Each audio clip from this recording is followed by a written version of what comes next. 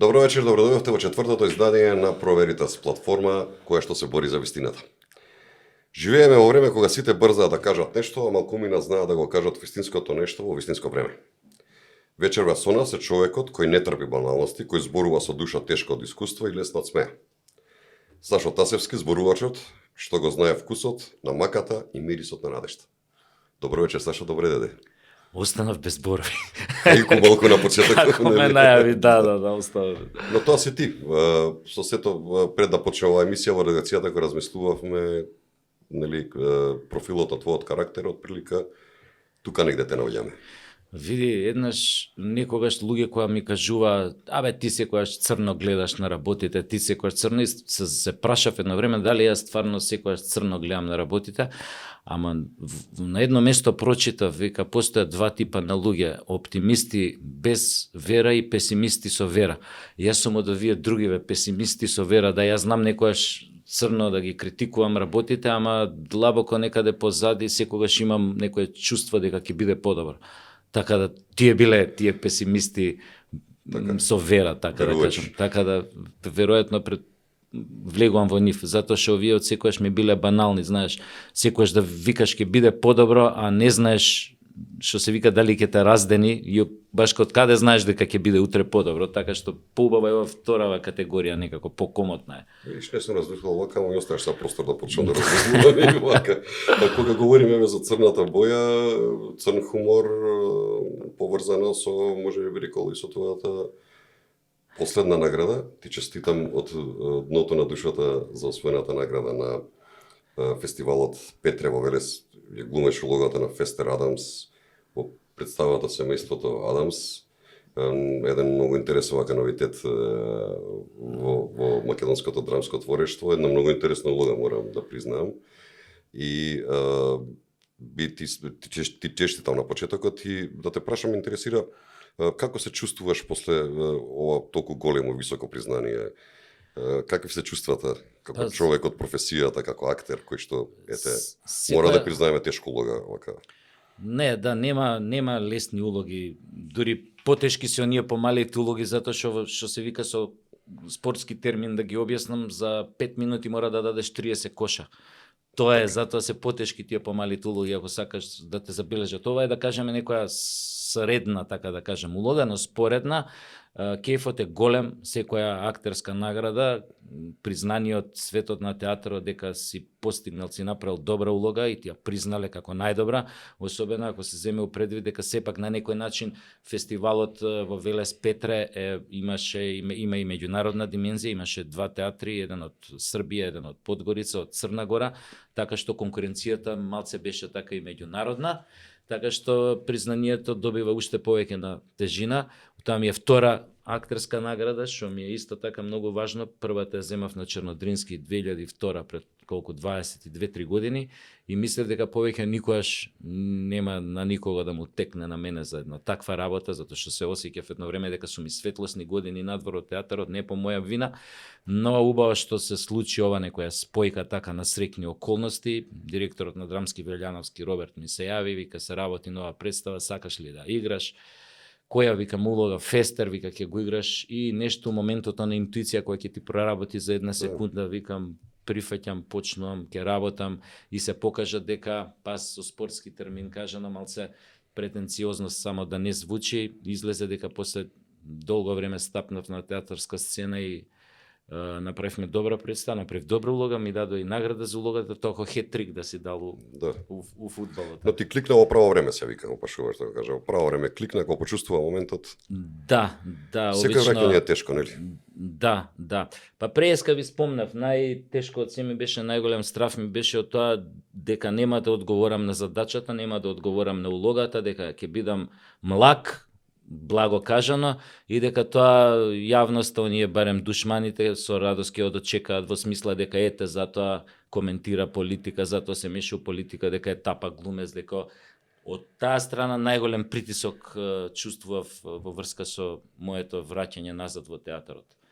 Но ете, за среќа се тоа помина онака, добро. Па добро, често пати во Македонија знаат професиите да ги помешат често пати со политиката, бидејќи во Македонија скоро се и политика овде на некој начин. Малци луѓе сме се знаеме сите меѓу себе, условно кажано. Па реално и се е политика, значи театарот во својата ДНК е политика, мислам, ако вака го разглобиш до најмали делот. Со тоа што мојот професор Љубеше Георгиевски имаше една реченица, нормално тоа е парафраза на некој, но он добро ја парафразираше тоа во врска со театарот, вика зошто глумците треба да бидат свест на едно општество, тоест да бидат и, како да кажам, некој начин политички свесни, од таа причина што ако ти не се занимаваш со политиката, со политичките прашања, со реперкусиите на тие политички прашања во твојот живот, тогаш политиката ќе се занимава со тебе. Така да тоа беше една негова вака. Сакаш да кажеш дека уметникот има обврска да биде гласен кога работите не се добри. Па да, Така. да, тоа се тие општествено ангажирани уметници, ја мислам дека никој не треба да бега од таа улога. Но ги разбирам и оние кои што едноставно се во некој свој свет, уметнички, кажи го така, да кажеме сликари, вајари и така натаму, можам и тоа да го разберам. Но сепак од оваа премиса да тргнам, што ја кажа мојот професор, добро е барем тие кои што се општествено видливи, јавни личности, понекогаш да знаат да искоментираат нешто што се случува во политичка смисла, ако е што има страотни последици по општеството, по животот, по се оно што ги окружува едноставно. Јасно, тоа е голема одговорност, креирате јавност на некој начин, секој си има свој да. обожаватели, луѓе кои што го сакаат Сашо и многу им е битно што ќе каже Сашо надвор од актерството. Ама и не треба луѓето да се плашат ако имаат, ако си создадат заради тоа и непријатели. Затоа што ја од секој сум викал, тргај се подалеку од човек што сите го сакаат. Тука нешто има, не знаеме што, ама нешто тука не е во ред. Не може сите да те сакаат. Што мислиш, имаш повеќе пријатели или непријатели со твоите јавни настапи надвор од актерството? Па види, во Ние сме серџиско општество Македонија, знаеме, значи секогаш да гледаме лошата страна, да го девалвираме некого, па со лични приказни да му влеземе, не гледајќи суштината на приказната. Види, затоа Платон на времето рекол, секој може да каже колку овци и кози има, ама никој не може да каже колку пријатели има. Ова го кажам на базичниот дел. Значи сите ние знаеме, ќе ги видиш вистинските пријатели тогаш кога ќе бидеш на дното. Претходно ти кога си горе, ти веќе ти немаш не газиш на земја, ти не знаеш кој ти е пријател. Така што генерално изгледа дека, но ако зборуваме за луѓе на кои што си им драг, симпатичен и така натаму, морам да признам дека од секој сум чувствувал дека имам повеќе благонаклони отколку оние кои што ми се непријатели, кои што не ме поднесуваат. А оние па што ме знаат вистина каков сум, и нека и широк круг на луѓе од што се вика од мали нозе, тие и никогаш не се сомневале дека Така како викаат кај нас, Господе, чуваеме од пријателите, од непријателите, сам ќе се чувам, нели? Да, така викаат. нешто, да. Се бавиш, нели, си актер, поставуваш стендап комедии, често пати се бавиш со пишување. Работиш и колумни. Како успеваш да ги поврзеш овие различни форми на изразување? Каде ти е тука на засата, што би рекле ние, вистината или сатирата или нешто трето е во прашање, или двете можеби заедно? Моја предпоставка е дека тоа доаѓа од потребата кога имаш нешто многу да кажеш. А ја никогаш не ми недостасувало тоа да имам што да кажам. И само сум ги наоѓал формите, манифестациите, изразите како тоа ќе го кажам. Дали било театар, дали било стендап, дали било пишувањето. И секогаш има разлика од тие начини на изразување, каков сум во тоа, каков сум во ова, како сум во ова, што изразувам во ова, кој дел го изразувам во ова и на кој начин и како во тој третиот дел.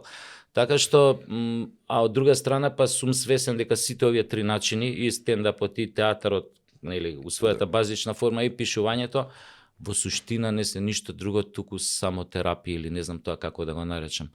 Психотерапија. Психотерапија, да, во суштина е тоа, да. Кажи ми, во твоите текстови, ги проучував баш деновиве, често пати се чувствува длабока емоција и искреност, што е реткост во денешно време.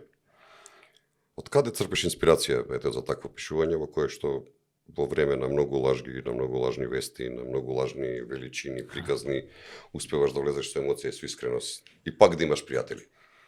Криво ми е, многу ми е криво што што не ми текна кога доаѓав навака да ви подарам по една книга, тоа е единствениот примерок што ми остана на лагер од моите 8 што ги напишав, се вика Угурсус, кај што токму во Угурсус се занимавам со проблемот на вистината и верзиите на кои што таа може да се раскаже.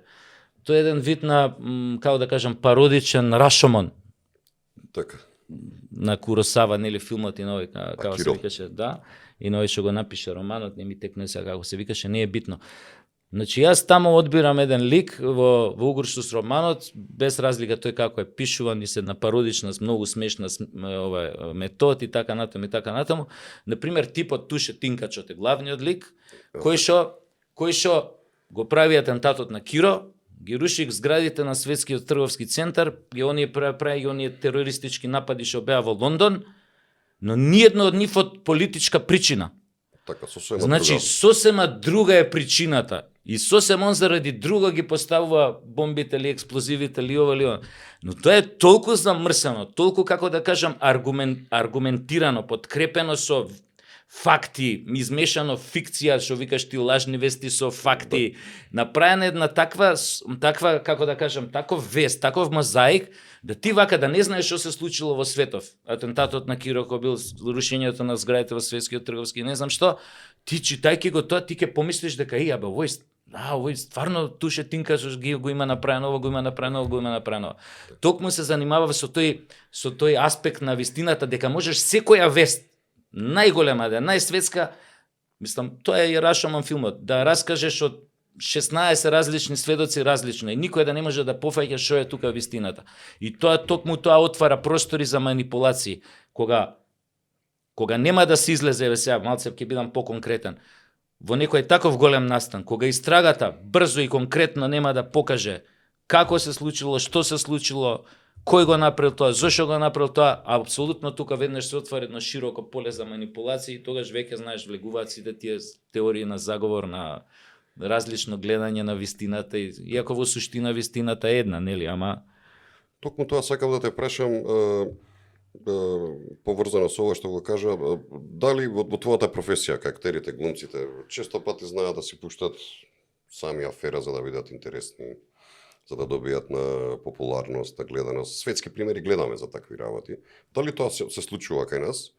И една друга сосема работа, дали знаат нели, на некој твој колега или ти лично, дали си бил жртва на некоја лажна вест, кој што многу влијаело на и твојот приватен живот и на твојата кариера. Некој со намера да го направил тоа за да го наштети на Сашо Тасевски. види, мене уште не ми извадиле дека сум хомосексуалец. Све друго, ја мислам дека ми извадиле. Сега друго е тоа колку е нели блиску до вистината или не е блиску. Ова што конкретно ме праша, нели, кај нас луѓето, нели, нормално е дека во театарот конкретно си ваделе за себе, нели, некоја, што знам, некоја полувистина или цела невистина која што сакале да ја прикажа за вистина, да си крене гледаност и така натаму, но ние реално сме многу далеку од таа машинерија, да кажеме, во светот естрадна или Холивуд, да го кажем, и не знам што, така што ефектите од тоа дури да бидат позитивни, не е ни приближно толку, не се важни за кариерата на еден глумец од денес, не можеш многу да си ја кренеш популарноста, сепак сме една мала средина, скоро 2 милиона луѓе, мислам, тука не ни постои, не ни можеш да досегнеш она ниво на слава вистинска, што се вика, можеш да бидеш малце популарен или малце повеќе популарен, но тука се завршува. А секако дека овие негативните, што викаш ти, лажни вести, тоа порано во ова службата за државна безбедност го вика, извинете сега на изразов, ама ова е по-лабава, нели, поше подкаст, го вика тоа пита гомнарка, нели, сите знаеме што е тоа, избираат 5 полувистини за тебе, 5 невистини, една вистина, сето тоа така ќе го измешаат, ќе му турат една кора, втора кора, трета кора, ќе остават на подпечување и кој ќе извадат за тебе, нели, тогаш почнува фактички тоа за дифамација, тоа системот да работи, на некој начин да те компрометира, да те минимализира, да ти нанесе штета, да те извалка пред очите на јавноста, така да ми се случувале и тие работи, но драго ми е што и кога порано сум плукал, што се вика по власта, кога беше Груевски, И сега изминатиот цел период по сегашната опозиција на Социјалдемократскиот сојуз, значи генерално не е пријатно кога ќе налеташ на удар, но како што кажам, ако влегуваш во ринг, ако упатуваш удари, очекувај дека ќе примиш и ти удар. Но драго ми е во таа ситуација што сум си видел на некој начин, ми се покажало дека можам да поднесувам притисок, значи можам да функционирам под притисок. Притисок од разни типови, дали закани физички, дали вакви, дали онакви, дали навреди, дифамации по социјални мрежи, организирани, како се викаат тие линчови вербални. Линчови. Знаеш ти тоа како иде? Дали си имал некогаш телефонски повик или порака од некого да ти рече дека си политички некоректен и дека не треба тоа да го правиш? Да. Некоја форма на закана е.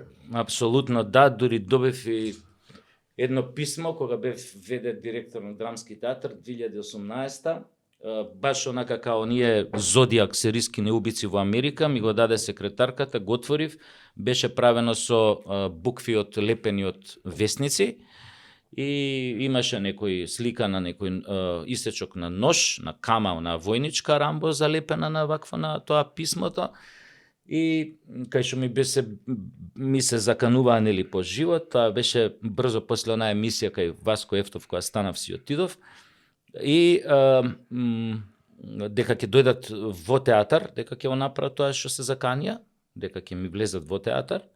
Јас тогаш се јавив кај у тоа време таа беше висок некој функционер во ова безбедносни служби и бидејќи во тоа писмо имаше закана конкретно и за некои функционери во тоа време, државни, они постапија веднаш, ме викнаа во полициска Карпош, кај тогашниот началник Зоки, мислам се, Зоки се вика, да, но сега не му знам презиме, во пензија отиде, чекавме од кисела вода да дојдат некои овие инспектори со овие што сликаат тоа скира, бидејќи јас по синтаксата на писмото,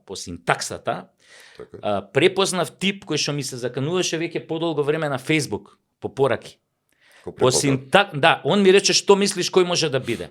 Јас му реков на началникот, видете, проверете ова Facebook, што е, еве го овој, видете синтаксата тука како пише, видете овие зборови како употребува, како е целата синтакса, како ја формулира реченицата, како ова, како она, предпоставувам дека е тој. После дојдоа ги чекав 2 сата овие од кисела вода што треба да сликаат, не знам, инспектори, некој 3 или 4 сата ме сослушува едно време, а викам, уствари, зашо мене ме сослушуваат, сликаат тоа скриншотовите со фотоапарати, ова, и излезе дека точно сум го препознал виновникот, тој што го пратил писмото е истиот тој што ми пишуваше на Facebook веќе неколку месеци подолго време се закануваше. Добро, да не препознаеше таа работа, мислиш дека ќе го пронајде ден денеска? Сами по себе вака. Јас знам дека наша полиција, мислам тоа е една стара школа, и значи има начин, има методи, поготоа денес поготоа како што става траги овие дигитални медии, дека големи се шансите дека ќе биде пронајден. Освен или во ситуации кај што од X причини државата решава на некој начин да Во начна темата дека си успеал да го лоцираш човеков, условно кажем, благодарение на социјалните мрежи, да проговориме малку на таа тема. Како гледаш на популарноста денеска во доба на социјални мрежи? Што се губи, што се добива, какви вредности се има и професионално и приватно. Ние малце повозрастните малку потешко го сваруваме тоа, но влегуваме во целиот тој колосек и Види, Енди Ворхол на времето у 60-тите кога кажа дека еден ден секој ќе биде звезда за 5 минути. Веројатно не предпоставувал човекот дека ќе се појават социјалниве мрежи, дека дигиталниве медиуми ќе отидат до тој степен на развој до кај што отидоа и така натаму, но излезе во вистинска смисла, неговата визија се манифестираше во вистинска смисла. Тоа се уствари денешните медиуми, TikTok, не знам ова, Facebook, Instagram и така натаму да не ги редиме. Но проблемот со таа краткотрајна слава е тоа што си краткотрајно горе. Многу пократкотрајно него тоа да си вистински да си го заслужил како пред 40 години. И таа слава кога ќе доеш горе, треба да знаеш дека еден ден ќе се симнеш доле. Сега ова се сведува на популарност. Ти можеш да станеш супер популарен со еден клип на TikTok да направиш. И тој да биде страотно вирален и да го видат, не знам, у странство, ако си да го видат 50 милиони луѓе, да кажем. Но, проблем е со тоа што тоа е еден клип, втор кој знае дали ќе направиш, и автоматски следи нели падот. Сега работава ти оној момент кога ќе станеш зависен од тоа, од тие кликови, од тие лајкови, од таа желба да бидеш присутен, да те има, и тогаш веќе почнуваш да се намалуваат критериумите, затоа што фактички денешниве медиуми, социјални мрежи, фактички го официализира лудилово. Преска кога седевме, ти кога кажа, или нашиот пријател кога кажа, вика, порано ние не знаевме, може и порано беа будали луѓево како што се денес луди, ама не знаевме затоа што немаше TikTok, немаше Facebook. Така што горе доле тоа изгледало во некој рамки на нормала, ме разбираш. А денес благодарение на овие медиуми се е видно, се има видна онака баш манифестација и присутност максимална. И тука апсолутно е, како да ти кажам, секое лудило може да дое до израз, но тоа си носи своји опасности со себе. Една од опасностите е ова што го збориме, што ќе го збориме за лажните вести, дека може лесно да не се манипулира со умови кои што не го завршиле процесот на индивидуација, па дури и да се сериозни и да се зрели личности, повторно може да се манипулираат страотно преку медиумите. Тоа го гледавме и во време на пандемијата, и сме го гледали и претходно, и секогаш кој има некој голем светски настан го гледаме, дека секогаш има група на луѓе кои што сакаат да преку од своји лични причини и интереси да ја замајат јавноста, да ја манипулираат, да ја лажат, да ја влечат на погрешен извор и така натаму. Што значи современите медиуми ги расширија можностите за манипулација. И тоа е она од што е најголемата опасност од нив денес. Од една страна ги проширија изворите за манипулација, а од друга страна ги проширија можностите за цензура. И се тоа е една амбивалентност, една шизофрена ситуација, кај што една страна имате демократични се тие важат медиуми, социјалниве мрежи страутно демократични, нели? Така започнаа со таа идеја, која седеле другариве Цукерберг и овој дома во интернати, си разговарале за ова да има слобода говора, а уствари од друга страна видовме Сноуден какви работи обелодени, дека во суштина, кога помина одредена црвена линија, таа демократичност, во истиот момент се активираше спортивната сила по принцип на акција-реакција, Исак Њутон, втор Њутонов закон. Во исто време се засилија и сите можни форми за цензура, за ограничување, за тоа е еден феномен дури многу длабок, на многу страв, широк, пака да. некои луѓе автоцензура си правеа Апсолутно, ти кога ќе почнеш цензурата да ја воведеш како сила која што е нели во ист момент ти се заканува и реперкусија или кривична пријава, клевета и така натаму, ти во истиот момент почнеш да се самоцензурираш. Еве, имавме еден многу трагичен настан во Република Македонија пред некој период, она што се случи во Кочани. Сите го следевме будно се она што се случуваше таму. Твое мислење како се однесувавме, говорам за медиумите во време на кризата во Кочани, говорам за јавните мрежи, имаше ли лажни вести, имаше ли некрофилија, имаше ли луѓе кои што сакаа да поентираат на целата таа работа? Во прво време излегуваат, не знам колку се сеќаваш, информации, 200 загинати, 300 загинати, ова, она, една страшна работа. Знаете што? Првиот, видете, сега прво да ви одговорам на првиот дел од прашањето. Медиумите наши релативно коректно ги извршуваа работата. Зборам сега за овие телевизии, за ова, значи не одеа со имиња, не одеа со бројки, се држеа до информациите што официјално. Ама со тоа традиционалните медиуми збориме. За традиционалните збориме. Да, сега зборам за и релативно морам да признам коректно ја завршија работата, без помпи, без нели сега не беа присутни на самите погреби, без екзибиционизам не беа на погребите и така, дури некои странски телевизии се обидуваат тоа да го направат, но небитно. Нашиве беа страшно коректни, мислам позитивно, коректни беа и се држаа до тие некои правила за информирање во такви ситуации и така натаму и така натаму. Сега, втората работа. само првиот ден видовме консензус и желба кај сите политички фактори во Македонија, што ја прават политичка елита фактички македонска, позиција и опозиција, власт и опозиција, само првиот ден декларативно излезе дека е декларативно, на првиот ден сите се изјаснија дека нема да се злоупотребува, нема да се политизира трагедијата, ќе се чека да се направи истрагата, да се изведе до крај, да се изврши потполно, нели, до детали, така натаму, да не се пречи. Тоа го кажа, го слушнав лично на председателот на сегашниот на Социјалдемократскиот сојуз дека не. Но во исто време, он ја кажува таа изјава.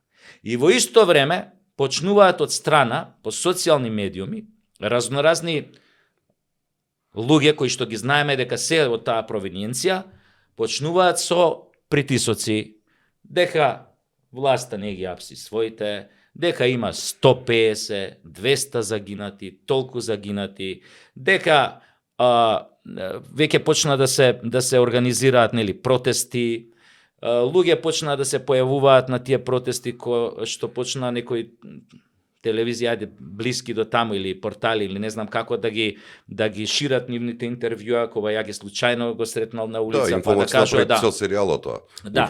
Цел серијал направиот тоа. Тогаш се свати дека фактички председателот на Социјалдемократскиот сојуз како прв човек декларативно кажа: ние сме за да сочуваме присебност, да оставиме органите на прогонот, обвинителство да се врши работата, а од друга страна фактички ги пушти неговиве ботови на Facebook или овие од невладиниве што си така натаму, што беа перјаници на одредени навладени, можеби уште се, но порано беа, па влегоа тамо, беа функционери, беа во нивниот тамо овој за центар за информирање како се вика и така натаму, беа спин доктори, спин мейкери, јавно мислење креира, ги оставија, ако се сеќавате, веќе вториот ден почнаа по разни подкасти да се појавуваат токму тие ликови, како кај Борја, не знам, доаѓа Ордановски, не знам кој доаѓа тамо, не знам Сарачини, не знам што збори вамо, не знам. Пиетро, да. И почнаа полека Джабир, Мабир, сите тие. И почнаа полека да излегуваат, што значи дека тоа им била смислена акција,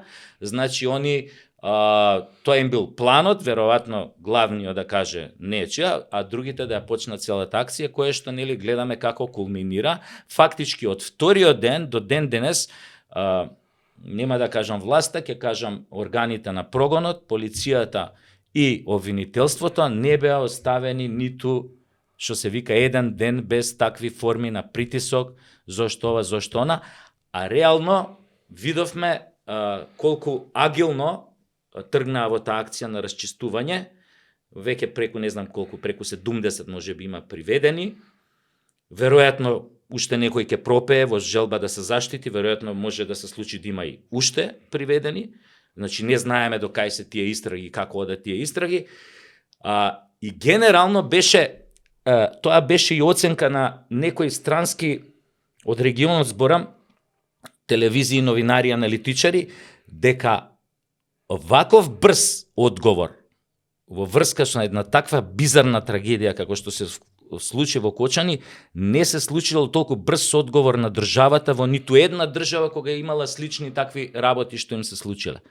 Што значи и тоа беше еден показател дека другите ја признаа таа, да кажам, таа брза реакција на нашата власт да расчисти навистина, да ги најде сите виновници кои што стојат за таа трагедија. Сега, овие приказни, апселе, не апселе нивни, апселе други, и сега можеш да кажеш, па ете првиот меѓу првите приведени е градоначалникот на Кочани.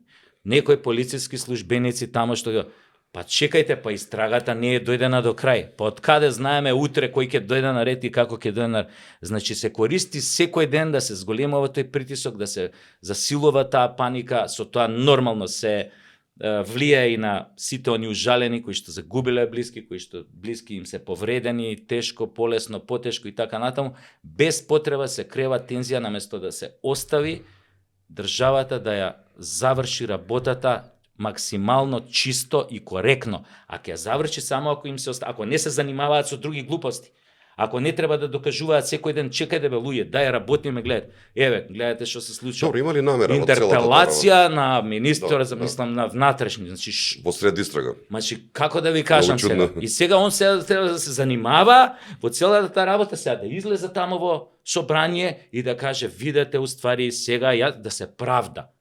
Да се оправдува пред јавноста дека ја работи работата, дека го направил ова, расчистил со одредени наркобанди, разбил некои кажи ги криминални здруженија кои што се занимавале со не знам истиснување на пари за нега на слаби лица, не на нова, и рекбитола, ова што се случи со загадувачите, ова што отидо овој Пуцко-Муцко и така натаму и така. Ова со Кочани се дум да се приведен. Но извини, само уште ова ќе кажам, сакаш ново прашање да поставиш. Но, ова треба да биде, цело ова што се случуваше до сега на власта треба да биде показна вежба, да се држат упорно до својата желба да го расчистат случајот и да сватат дека колку се поодговорни во иднина за било која работа, да ја водат државата, толку полесно ќе ги надминуваат сите обиди на овие структури со лажни вести да ги дифамираат, да ги компрометираат. Затоа што во една ваква ситуација, интерпелација на министерот за внатрешни, во очите на јавноста изгледа дегутантно, изгледа изнасилено, затоа што јавноста гледа дека почнаа да се чепкаат луѓе кои што до вчера биле, како да ви кажам, недопирливи, владеел законот за неказнивост. Одеднаш се најдоа за решетки. Ама било ово и било на... Нема врска. Одеднаш се најдоа за решетки. И ова треба да биде показна вежба за власта. Колку си поодговорен, толку утре многу полесно ќе возвратиш удар, ќе менаџираш, ќе амортизираш непринципиелни, невоздржани напади од опозиција, кога си работиш работата честно и одговорно до крај. Дали ни се случува дежаву на некој начин?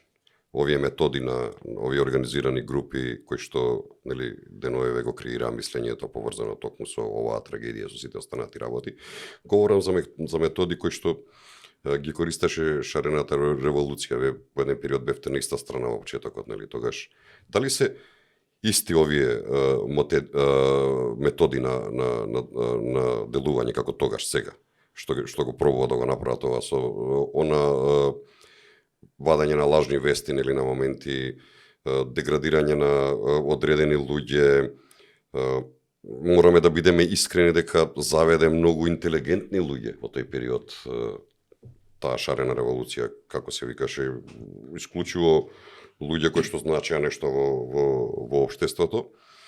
Знаеме дека прсна како балон се растори целата таа работа, но некои рецидиви, некои незини остатоци, практично луѓе што ја гледавме и на овие протести што организираат, се луѓе кои што биле таму и кои што го користат истиот начин на делување, ги фатија живи како разговараат со Белград, со Канвас, па син му на Фрчковски главен, па син му на Бучковски од другата страна, исто главен. Дали се тие истите на некој начин, послабо организирани сега или поинаку? Тоа, вие го разбирате, тој подобро во мене, од мене тоа не се остатоци. Туку, едно време само дремнаа малце. Чекаа прв голем настан да се случи. Спијачи, како ги викаат. Спијачи, да.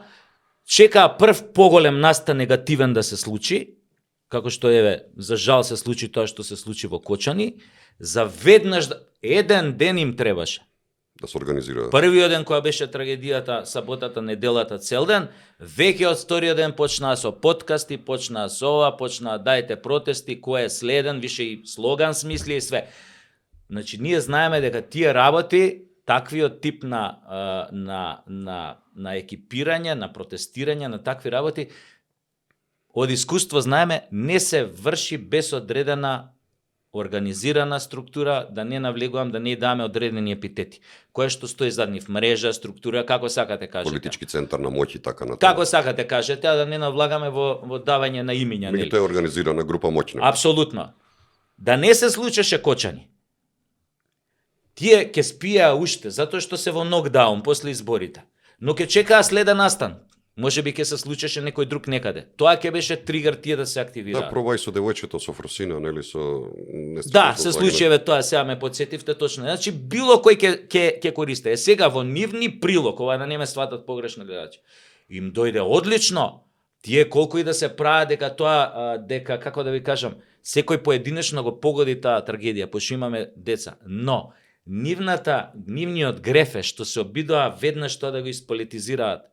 И практично со тоа на некој начин, како да кажам, на некој начин, овој може тежок, на некој начин втор пат ги убија овие кои што загинаа во Кочани, затоа што веднаш се обидоа тоа да ќарат политички поени. Сега сите јавноста, власта им кажува остајте полека. Го памтам сега, тоа беше вториот ден. Не знам кој се појави на телевизија, не знам, може и Тошковски појмане. Значи, не манипулирајте со бројките на загинати. Слушајте ние официјално што ќе ви кажеме. Па како можеш да излажеш во една толкава држава колку жртви би имало? Па кој е будала да лаже да го намалува бројот на жртвите кога сите се знаеме кои се? Еден човек да пали, сите ќе знаеме. знаеме. Ќе знаеме дека е вишак ли, дека е, како да ви кажам, што значи дека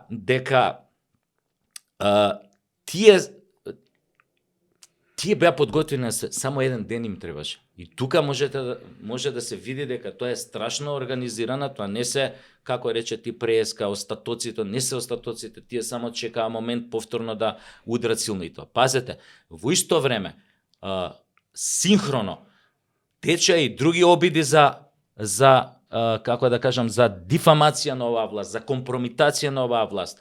Се бараа оставки. Дури имаше и барања за вонредни избори. Дури се случи, нели... Еден куп лажни вести, да, еден куп лажни вести. Брат на пратеникот бил адвокат на овој на дискотеката, Тоа ни него коментирам. Во исто време се случува, не знам, дуи бара ова, дуи бара она, дуи се заканува, ќе видите ова, ќе видите она, па не знам се случува сега ова со таравари, па...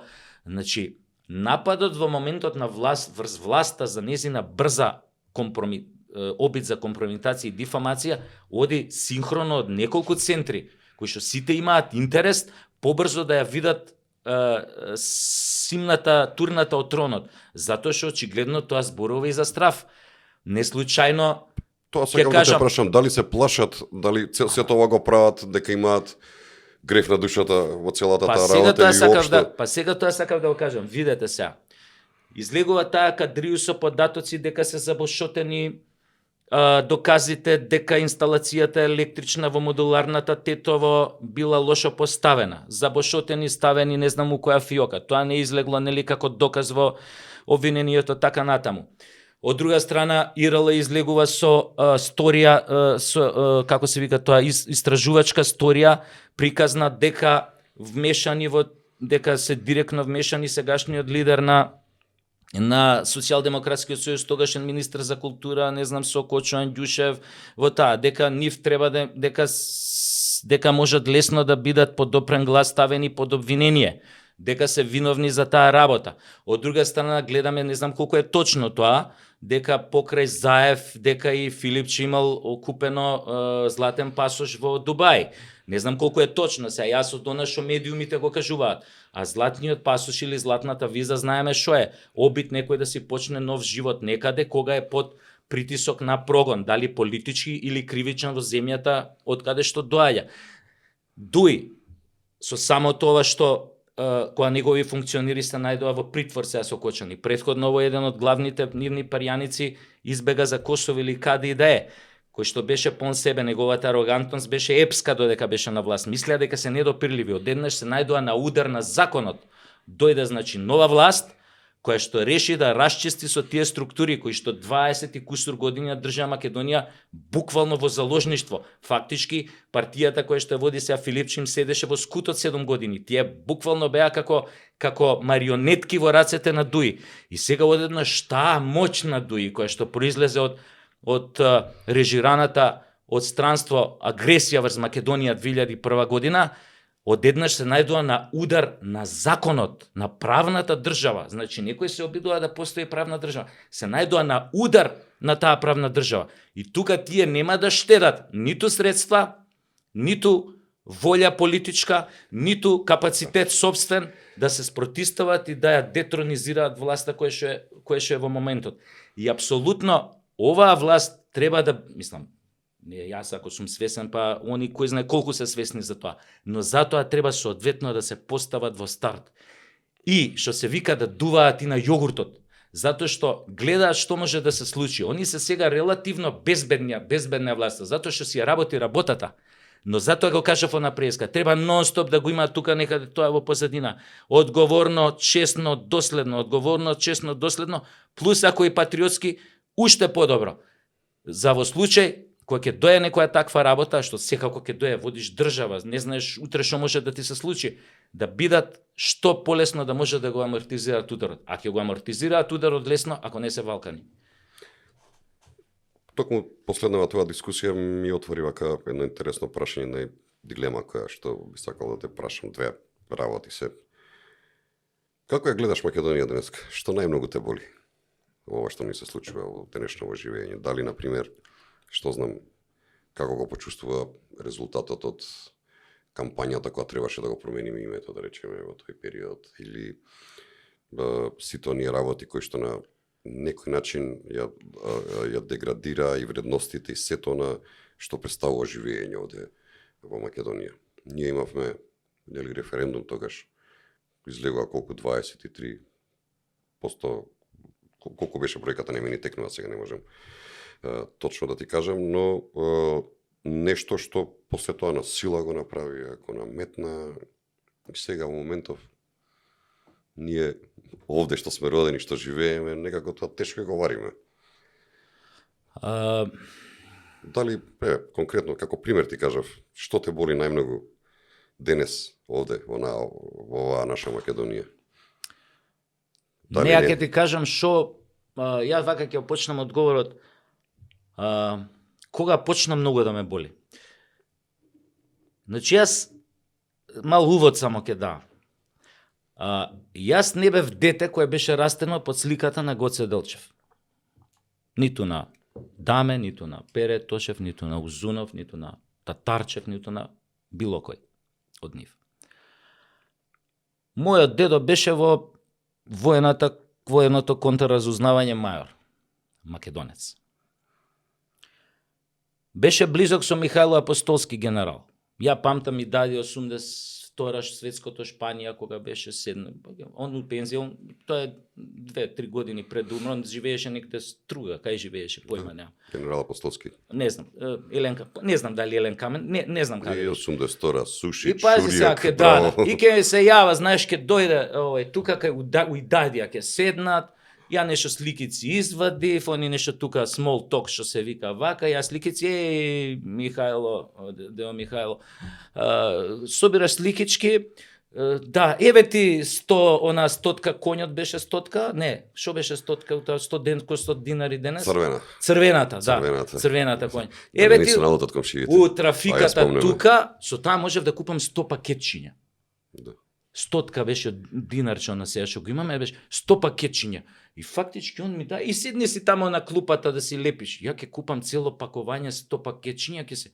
И они, ствари тоа што после сум сватил години дека така само ме откачуеле од да не им го слушаш муавето, да не им го слушам муавето. Да. И ова сега, значи конкретно, јас значи не сум растен под сликата, но имам и слика дома. Само не знам дали е кај мајка ми е сигурно во аеродром. Не пропуштал, пошто секој лето сум одел кај дедо ми имам викендица у Кичево. Во друго. Секој лето пред моите да ме земат на одмор, ја по 2 месеци сум седел тамо. Ја не памтам. Обично 10 на мојот роден 10 август сме собирали и сме оделе на одмор, кај што сме оделе. Ја не памтам дедо ми да не ја запали маздата за 2 август да не одиме на Крушево, на Македониумот. Ме разбирате што сакам да кажам? Да не зборувам други работи поврзани нели со војната, со не знам што, со така. Се раѓаш со тоа викат, си го имаш или го немаш, да си ја сакаш државата. Но, еве која се разбуди кај мене тоа. Не дека ја сум го немал, Го има, секој го има, само Не треба дека сум го моментот немал, но да кажеме не било во таква форма манифестирано. Кога се пробуди тоа? Кога прво како човек ти е тебе неприфатливо да смениш нешто што е твое под притисок, под уцена, под ултиматум. Втора работа, гледаш дека ни една друга земја во Европа не се бара од нив таков ултиматум, не се прави таква уцена. Да си сменат име, да си сменат идентитет. Втората работа е тоа. Третата работа, што многу ме изнервира, ќе тргнам од филмовите Кум, Goodfellows и така натаму, оние за мафијата што се. Значи, основната работа таму, фамилијата пред се. Тоа во превод за државата значи твојот народ пред се. Не можеш ти, како капо, како власт, како капо де тути капи на државата, да дозволиш твоите граѓани да се под удар на странска агентура во нивниот сопствен дом. Како што ние бевме под удар кога почнавме јавно нели да ги браниме ставовите за името, за оно што бара бугарите непринципиелно, да си го смениме идентитето, да се бугаризираме, па ето јавно го кажав што значи сега треба утре на Википедија за мене да пишува бугарски глумец и писател кој имам 8 книги напишано на македонски јазик. И татко ти зборел на тој јазик, и дедо ти зборел на тој јазик. Прадедо ми мој апостол, значи кажуваше баба ми моја ај сега. Сега не ми текна на името како беше, на дедо ми што беше мајка. Памтам ја дете таму, они уште беа живи 78-79 година. Ние сме македонци тука, ко беа овие, ко беа оние, ние си останавме македонци. Како ние сме немале свест македонска пред 1944 година? Кога Мисирков пишувал за македонските работи, тоа што го пишувал, го има на едно место, баш така сум го подцртал кај мене дома со жуто нака маркер, сум го подцртал. Треба да отвараме, сега јас парафразирам, 16 очи од бугарскиот, српскиот, грчкиот хегемонизам. Како тоа го пишува човек, а кога чува тој бугарин, дека бил бугарин. Како го пишува тоа? Зашо не се вика за бугарските работи книгата, се вика за македонски. И ред така работи други милиони, илјадници. И ти, во тој момент кога плюс каде некој под уцена, под присила ти го смено името, каде имаш квислиншка гарнитура на власт, која стоеш подготвена се да подпише, со надеж дека ќе останат на власт уште 20 години, со надеж дека ќе бидат примени тамо кај што сметаа дека ќе бидат примени како услов да останат на власт. И одеднаш ти во сопствениот дом се чувствуваш небезбеден. Кираџија. Затоа што си под удар, си под удар на странски агентури кои што те влечат по судови, те обвинуваат за непостоечки клевети, за, не знам, говор на омраза. Помислам само дека ние имаме политички затвореници од цела Европа во моментот. Ама знаете каков прогон беше тоа? Мене 2 пати ме влечка по судови. Еднаш тој како се викаше тој Канзуров Виктор за некоја клевета, што сум пишал на Фейсбук, нешто таму. Оној благонадежниот болгарин. Да, па падна пресудата, падна и на апелација тоа, и он избега во Софија. Значи, он мене дел не ми обештетио тоа што требаше судски трошоци и така натаму. Околу камати околу 100.000 денари, затоа што нема ништо негово име. Што е извршител џабе, он си отиде таму и сега тамо повторно не плука вака на Софија. Ја направи штетата. Да. Си го направи своето, се спортуваа со мене 8 рочишта, јас си плаќав од джеп, нели тоа, на крај па ја оштетена странка, после онаа што агенцијата за борба против дискриминација, дирекција, како се вика и така натаму, исто, представки, нон-стоп представки за ова глупости, па одење таму овој пат во тоа, во граѓанскиот суд, како се вика овој мамо што е? Парничен, граѓански. Да, парничен, да, така. Па таму судијата, ајде сега да не го именувам, еден што се вика онака фин човек, го знам и од претходно доаѓано има у театарчето, им го врати тој, ова е смешно.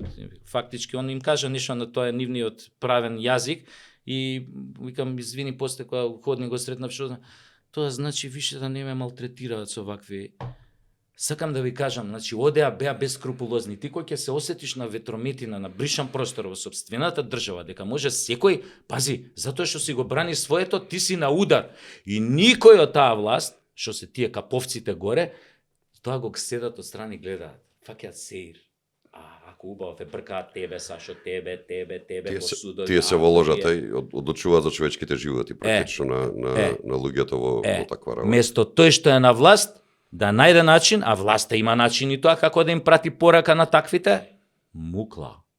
Наши тука више ова нема да го правите. Истовремено да те шетаат по сите тие бугарашки портали што ги има во Македонија, тамо нивните што се нон-стоп да те вада, да те да те дифамираат, да те прават ваков, онаков. Тоа треба некој да го дозволи. Дали имаш поддршка од најблиските, си имал поддршка од најблиските во овие тешки моменти кои се случувале од твојот живот, семејство, пријатели, луѓе, дали застанале за тебе? Па не, јас за заканите не сум зборел гласно.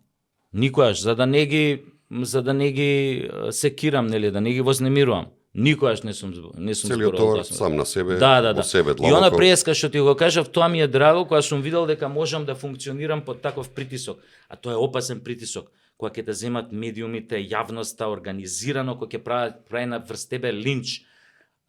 И кога ќе видиш дека можеш да функционираш под таков притисок, тоа од друга страна ми дало поише сила, затоа што многу луѓе пукаат под таков притисок. Или веќе не се нафаќа, ако помине тоа големото, после тоа не се нафаќа веќе да зборува.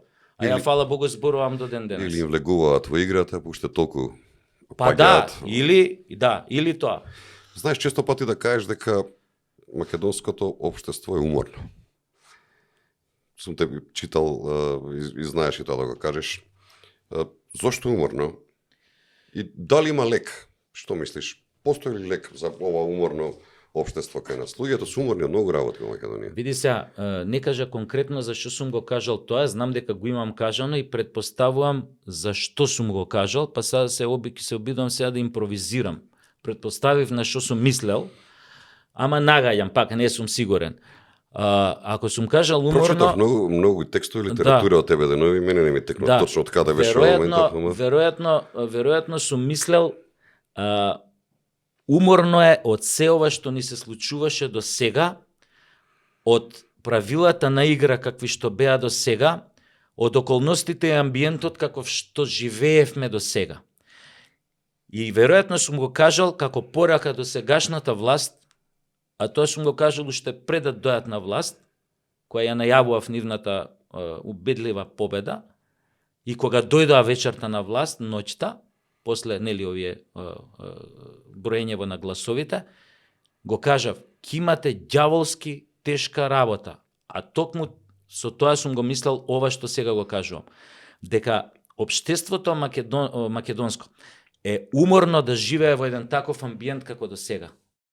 Еднаш овој народ за овие 30 години заслужи да живее во нормален систем кој што ќе гарантира, ако си нормален, здрава индивидуа, ако си ги плаќаш даноците, ако си чесен, ако си работлив, системот да можеш да се потпреш на тој систем, а не да царува организиран криминал, да царува мито и корупција, да царува она.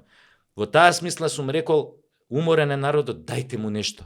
Нешто, дајте му некое, не знам, нека биде тоа за почеток лижавче, после тоа сладолед, после тоа не знам шо, торта, појма не.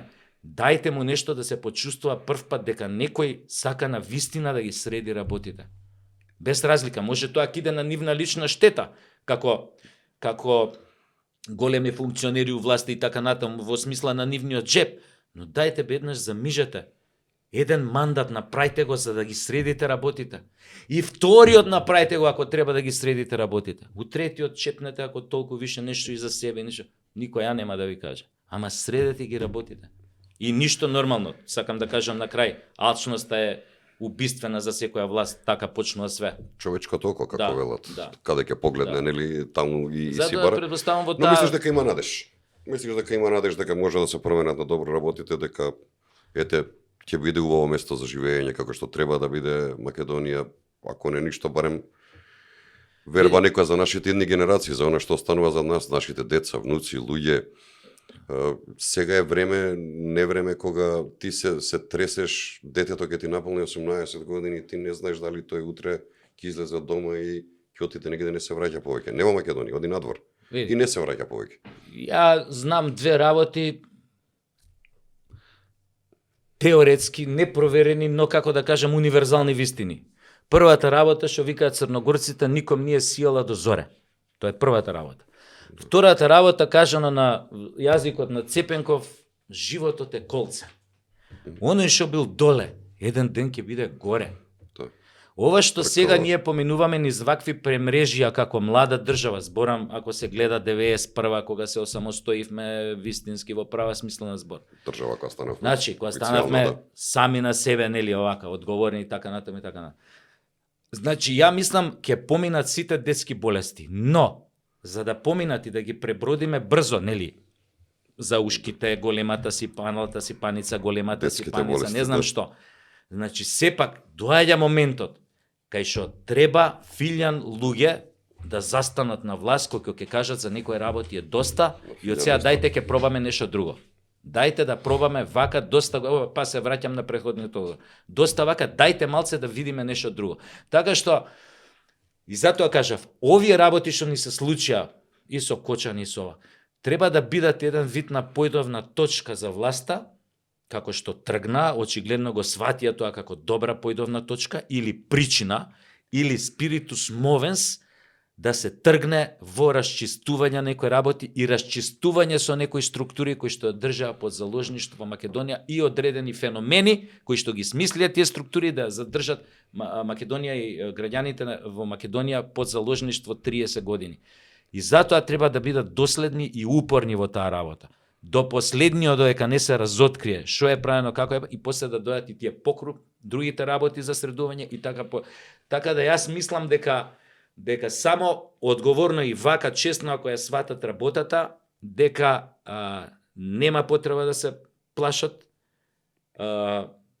дури 3 мандати наредни, но тука има еден друг проблем, па силата на реакција, колку поише си на власт, толку повеќе нели почнеш да лепдеш на земја. И сега пак тука е потребно да имаш луѓе, но и квалитетна опозиција, да. Коректор да биде на власта, реален. Не, тоа башка опозиција. Треба да имаш ти луѓе до себе, кои што, ако ти си тој што таа некоја мала екипа кои што правиш одлуки менаџерски, со кои што ја управуваш државата, треба да имаш луѓе, да сакаш луѓе околу тебе кои што од време на време ќе те цимнат да те нозете на тло пак да ти ги донесат.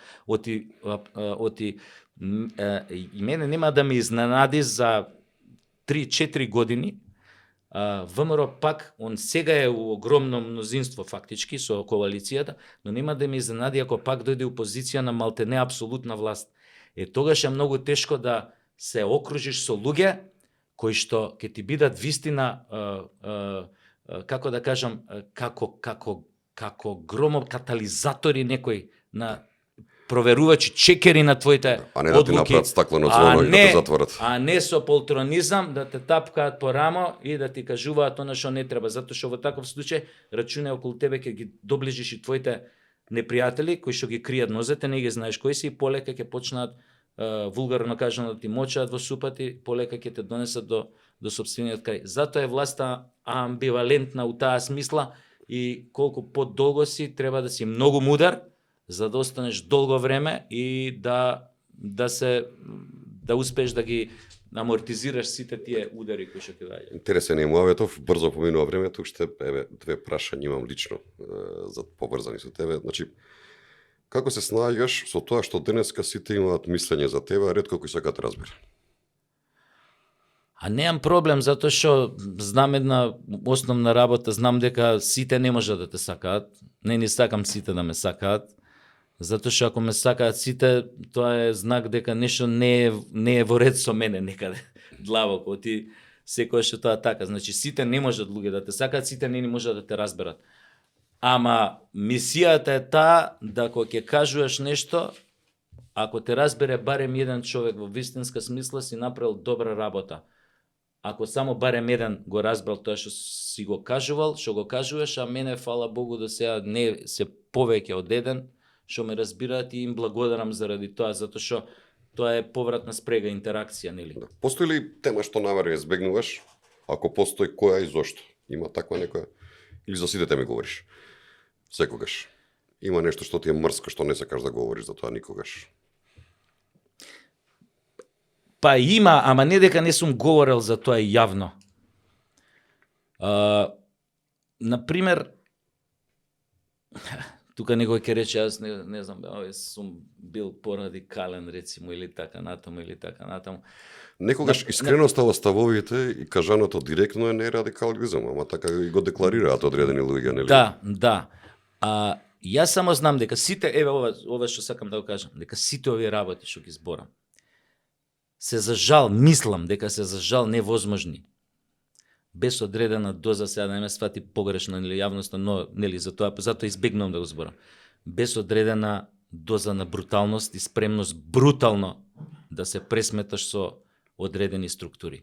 Затоа што мислам дека секогаш кај нас, доколку не дојде до таа брутална пресметка, нема никогаш вистински да се пролуфтираме, да изфрлиме одредени играчи во оваа наша ситуација, кои што не рушат на секој чекор, вклучувајќи го на што го правевме муабет преска, кои што го подкопуваат македонското прашање, кои што го подкопаа македонското прашање, ги подкопаа нашите преговарачки позиции со тие договори со Бугарија и во нивица со грците, кои што се откажа од нашето малцинство тамо, кои што се откажа од нашиот идентитет, како да тука не живеел никој пред, не знам, додека не дошле словените, дека тука бил бришан простор и така натаму.